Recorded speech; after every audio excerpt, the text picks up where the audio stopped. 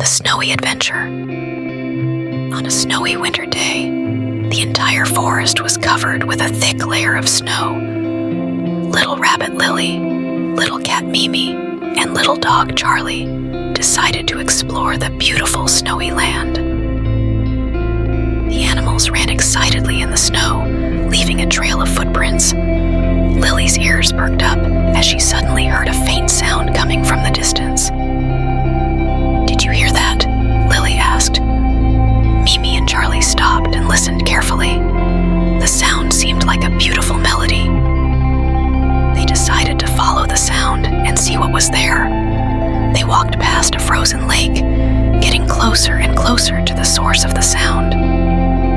Suddenly, they discovered a mysterious ice cave on a hillside. The entrance was covered by ice and snow, only visible upon close inspection.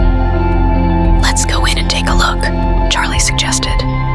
Lily and Mimi nodded, and they cautiously entered the ice cave. The smooth ice walls of the cave shone with a blue light.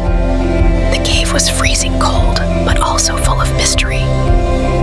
After walking for a while, they discovered a frozen treasure chest deep in the cave. The chest was engraved with ancient symbols and looked centuries old. "How can we open it?"